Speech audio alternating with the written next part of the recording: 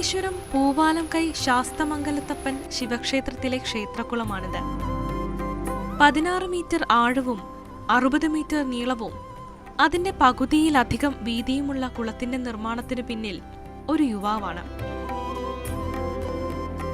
1 ലക്ഷത്തോളം ചെങ്കല്ലുകൊണ്ട് നിർമ്മിച്ച തീർത്ഥകുളത്തിലെ ഓരോ കല്ലും കെട്ടിപ്പൊക്കിയത് ഈ 39കാരൻ ഒറ്റയ്ക്കാണ്.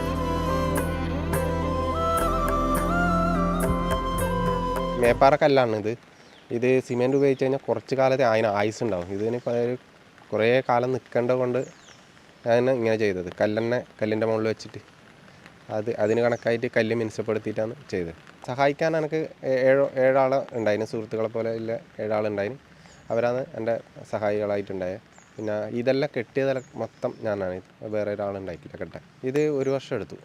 2 കുളം, ഒരു മാഹിയിൽ ഒരു കുളം പറഞ്ഞിട്ടുണ്ട്, ഒരു സുബ്രഹ്മണ്യ ക്ഷേത്രത്തിൻ്റെ. പിന്നെ ഒരു കുറ്റിപ്പുറം ഒരു കുളത്തിൻ്റെ വർക്ക് ചോദിച്ചിട്ടുണ്ട്, എസ്റ്റിമേറ്റ് ആക്കാൻ വേണ്ടി.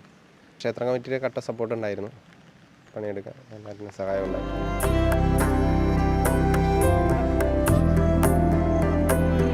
കല്ലു കെട്ടുമ്പോൾ ഒരു പൊടി സിമന്റ് ഉപയോഗിച്ചിട്ടില്ല എന്നതും നിർമ്മാണത്തിലെ സവിശേഷതയാണ്.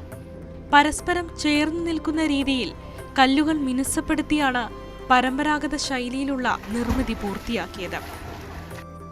വീടുകളും ക്ഷേത്രങ്ങളും നിരവധി തവണ ചെയ്തിട്ടുണ്ടെങ്കിലും കുളം നിർമ്മാണം ഇതാദ്യമായിരുന്നു. വിശ്വസിച്ചേൽപ്പിച്ച ജോലി ഭംഗിയായി പൂർത്തിയാക്കാനായ ചാരിതാർത്ഥ്യത്തിലാണ് വിനീഷ്.